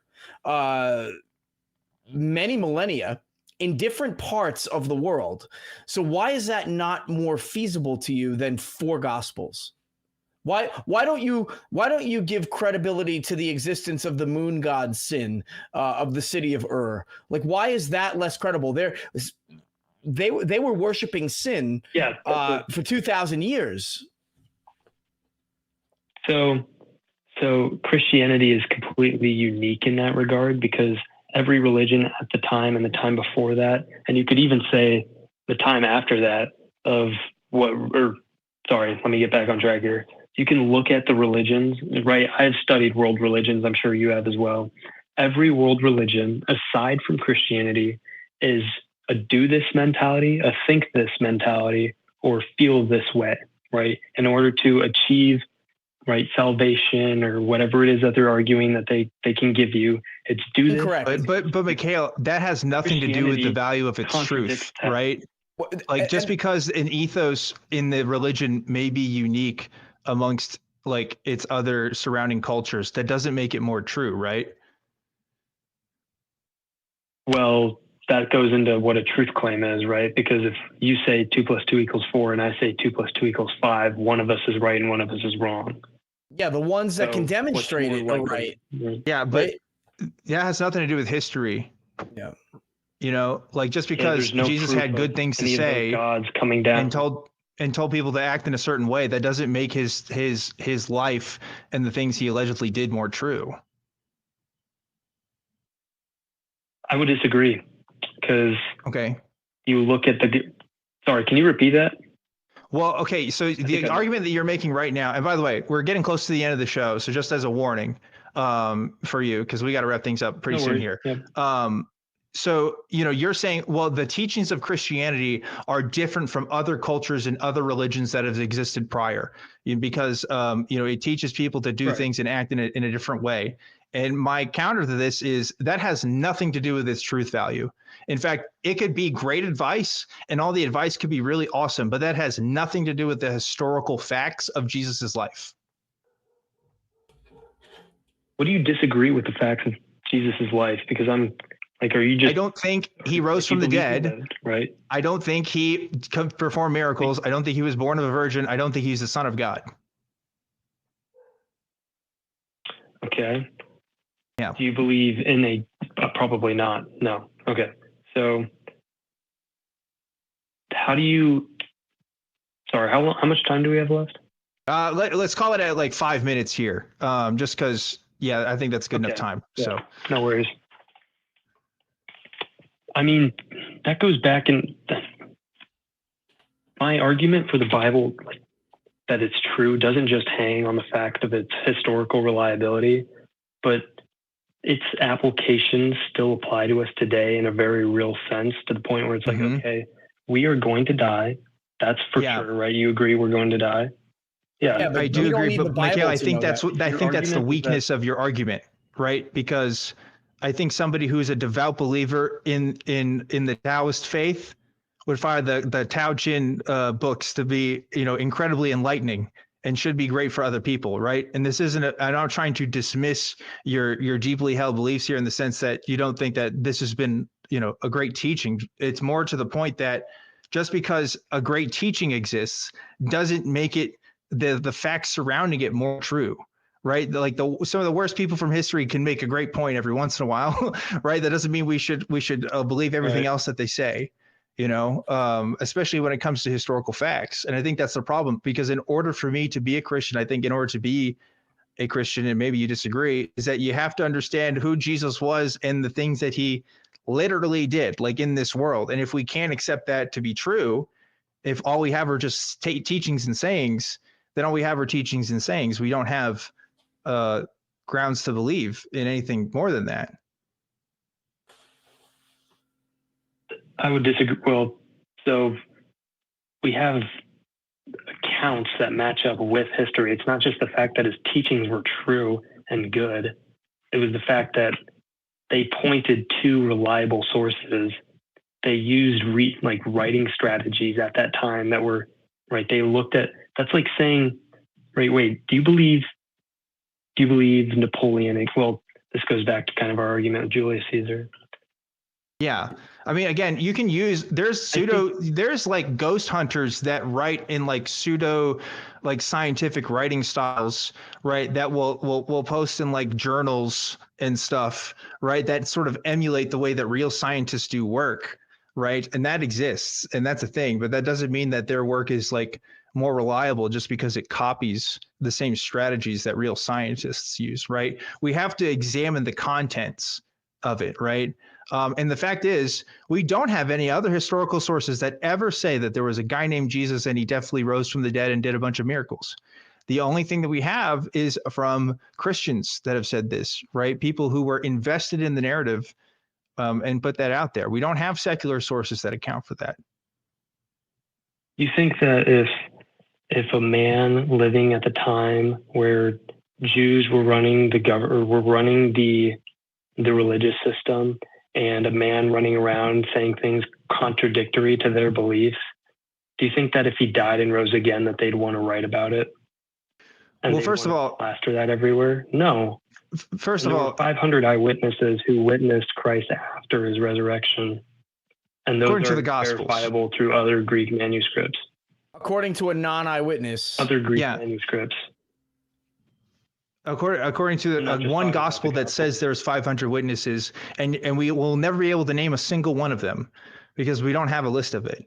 And that characterization of the system is very interesting because we're talking about a Roman occupied Jerusalem. So it's not Jewish people. I don't know what you mean by Jewish people running the system. I mean, there's definitely obviously Jewish prominence. That's why they talk about like religious system. Yes. They talk about the Sadducees and I get that part of the narrative, but like there are people that, I mean, you could say the same thing about Mormonism. Like, oh my gosh, wow, Joseph Smith. Why would Joseph Smith go against the mainstream Christian America? Doesn't that mean that his stuff is more true? Because wouldn't it be embarrassing to be a Mormon and to follow this guy out west into Utah? I mean, like you could make that same case, but it doesn't make Mormonism any more true. You can find way greater contradictions within Mormonism. You can't find any in the Gospels. You've named a few, but if you really look into them and you look into the detail and you look at the culture of and you look at, okay, what were people expecting at that time? You can tell that they're historically reliable. And it's the same thing with, do you know the city of Jericho? Right? Yes. The city of Jericho wasn't mentioned anywhere else. It was only mentioned in the Bible, and they went out, archaeologists went out and they found the city. And usually when you would siege a city in ancient times, right, the walls would fall inward. But at Jericho, the walls fell outward. You can go there today. I'm going to look that up. The Bible come to life when you're. Yeah. So I'm going to look that up. You've said a lot of things that are just, you know, they're sweeping generalizations, you know, and they fit your narrative. You know, the thing that you said about all other religions before Christianity, and forgive me if I'm putting words in your mouth, but you said something to the effect of they had an ineffective way of teaching people how to achieve salvation, or the methods by which were you know, not as unique as that of Christianity. But Christianity borrows from its contemporary, borrows characteristics of the afterlife from many of its contemporary other religions, but also most of the religions back then didn't even teach you how to get to the afterlife. There was no progression with most of these things, with most of the religions and, you know, leading up to Christianity, and Judaism as well. You know, there's no, you're going to go to the afterlife in Judaism and you know, there's going to be like a heaven-like state. So your sweeping claim about the character of all religions is factually incorrect. But I don't know that Jericho was never mentioned in anywhere other than the Bible. I don't know that that's true. I'm going to look that up. In any case, you know, I just wanted to say that, you know, that you might want some things to be true. Like I appreciate you wanting Christianity to be more unique than the other things. But the fact of the matter is Christianity developed as a religion, just like all other religions developed. There were some people who had some good ideas. They were convincing. They promised people some stuff, and they got more powerful because they promised that stuff to people who needed salvation, who needed a better way, who found community. That's so false. That's the way religion works. That is incredibly false. No, that's incredibly false. They weren't spreading Christianity in order to benefit themselves. Sure they were. Christianity offered an afterlife, unlike the religions that came before it. Christianity offered an afterlife, and it didn't even take deeds to do. All you had to do, it was the easiest way. It was the easiest way for a poor person or a sick person or someone who had been a slave or a gladiator to get a better life. It was to believe that some guy that rose from the dead did so for you, and all you need to do is believe it, and you can get paradise. No other religion offered that, and that's why Christianity was so unique, and that's why the poor are the ones that were targeted. Why does Galatians 2:20 say I have been crucified? And I don't care. I don't know. Sound easy? Mikhail, I don't know what your dogma says. I just we can talk about soteriology all day. That's not, right. I'm not talking. We have to wrap things up. We're out of time now. Mikhail, I'll give you 30 seconds here to give your last points of view, and I greatly appreciated the conversation today. Thank you so much for calling. This was very beneficial to me. Thank you. I'll give you 30 seconds here, and then we'll wrap it up. Thank you. Yeah, so Christianity wasn't to benefit you. It was the idea, okay, you have to recognize that you're messed up. You have to recognize that you're a sinner. That's not an easy thing to do. No, I'm not. And then what does Paul say in Galatians 2:20? He says, for I have been crucified with Christ. That doesn't sound like an easy thing. What Paul's saying is you have to die to your sin. You have to recognize that you're a horrible person. You can't do anything to outweigh the bad that you've done. And in order to achieve salvation, right, in order to be with God, what's the standard? He says it's perfection. We can't achieve perfection. The idea that Christianity is easy and that Christianity is just a gateway out of eternal death is false. It's because God loved us. And God sent his son to die for us. We got it, Mikhail. Thank you so much. We appreciate it. I would love to talk to you again, but this was a great in-depth conversation. I think the next time I talk to you, definitely want to talk to you more about these contradictions that you don't see in the gospel, specifically in the resurrection account, because I think that's where it's most egregious between the four. And I would love to hear a coherent narrative about what actually happens in the resurrection account, because I can't get that as somebody who has read all four gospels and is trying to track this stuff out. So maybe that's something we can explore at a different time. But until then, great talking to you. I hope we can do it again. And thanks for calling to the show. Wow. We're way over time, but I do want to talk about that, Jimmy, with you. What do you think of that conversation? Well, I had a feeling that it was going to end up the way that it did. And Mikhail, if you're listening to this, if you're watching this, I mean this in all due respect. The message that you ended that call with is a horrible, horrible message to raise your children with and to try and convince people of. I am not horrible. I am not a sinner. I am not a bad person. I am a very good person. And there's nothing horrible about me. I'm not going to, and this idea that God loved us. I mean, look, Dan, I don't need to pick apart all the ways that God is not loving, and I don't think we have time for that. But the argument devolved into preaching, which is where I thought it was going to go. Factually incorrect things said about the cultures. I think a misunderstanding about the cultures of that time and the power dynamics that took place in that region. But loved the call. And I appreciate that I was able to follow along for the most part, even though I'm no Bible scholar. And that was impressive to watch you and him talk about. Well, I think that's my regret about the call. I don't want to get too deep in the weeds with these kinds of things. Unfortunately, Mikhail is obviously somebody who has at least studied the arguments, the apologetic arguments. And so I want to try to meet them where they were at. But unfortunately, it can lead to the effect of, if you're not already familiar with some of this stuff, it can be kind of hard to follow with it. So maybe in a different time, we can kind of like take a slower pace with it, and like try to just focus on one thing at a time, because we did kind of dart around on a few different subjects there. But overall, I appreciate the call. I enjoyed it. Of course, Mikhail being a Christian, he's going to give his Christian message at the end. So that's kind of par for the course for me.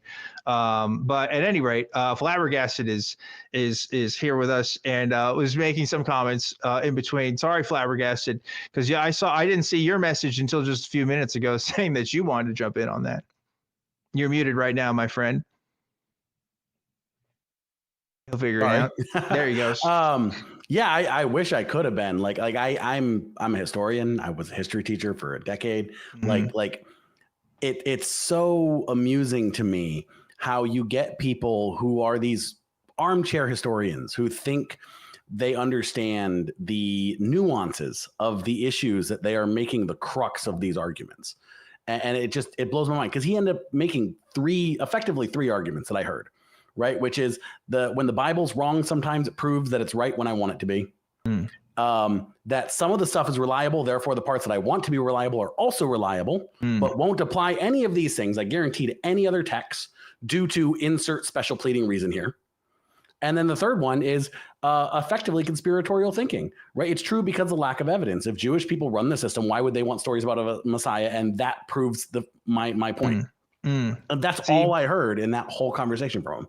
We should let you talk instead of me just blabbering on for God knows how long. So, but that's a mistake I'll have to make and change for next time.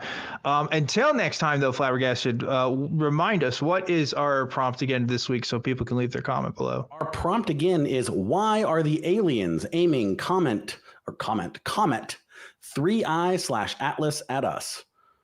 Why are we the target of aliens, and what have we done? Leave your best comment below. Folks, I need to thank the awesome, amazing, spectacular crew that helped make this show happen every single week. They are awesome for that and are super cool. Yeah, we're out of time. We're over the limit here. So I got to wrap things up. Flabbergasted, I'm going to ask you, you have any words of wisdom for us before we close out tonight's episode of Truth Wanted? Oh, words of wisdom. We want the truth. I think that's a word of wisdom. Check your arguments before using them. Make sure they actually work. How about this? Check yourself before you wreck yourself. That's the motto for tonight, folks. Good night, everybody. Thanks for watching Truth Wanted. Remember to always keep wanting the truth, and I'll see you next time.